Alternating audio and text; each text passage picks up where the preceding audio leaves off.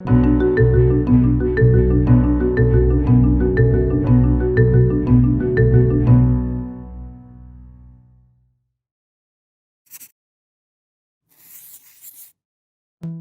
Thursday, violence erupted in this Beirut neighborhood over political demonstrations by two Shia political parties.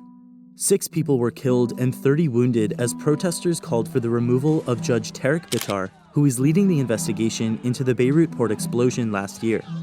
While Hezbollah, which is backed by Iran, has blamed the United States-backed Christian Lebanese forces, officials have not determined who is responsible for inciting the violence. Criticism of Judge Bitar has been echoed by politicians who have found themselves called in for questioning by his probe. In the short term, prospects are low for Prime Minister Najib Mikati to bring about the stability he promised only a month ago upon his inauguration. This flare-up in sectarian violence is part of a larger trend of instability, exacerbated by the ongoing economic crisis, which has plagued the country for 2 years. With the average monthly income sitting at just $30, the Lebanese pound has dropped 90% in value since fall 2019. Frequent power blackouts and rampant fuel shortages mean further conflict is likely in the near future.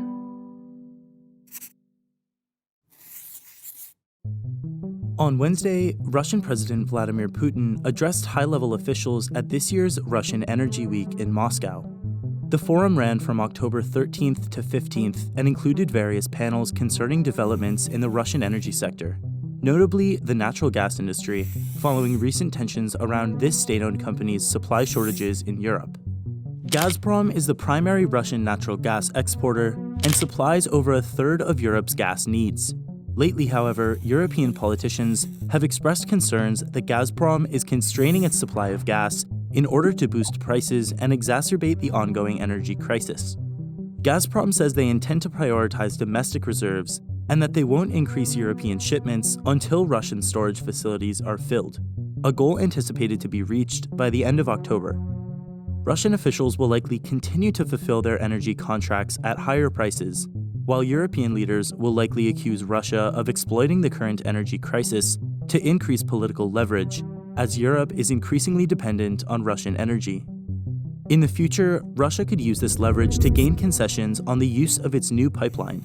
The new Nord Stream 2 pipeline would make energy security in Eastern Europe even more volatile by diverting the flow of energy from existing sources. The pipeline will also put pressure on Western Europe to maintain good relations with the Kremlin.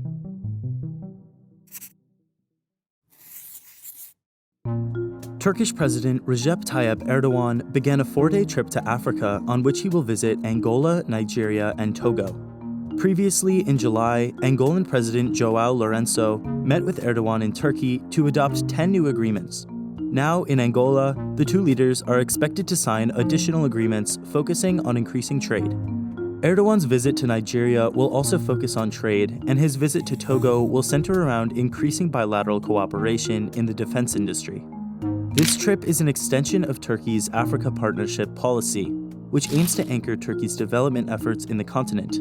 By strengthening ties with African governments, Turkey aims to diversify its trade relations beyond NATO and Western countries.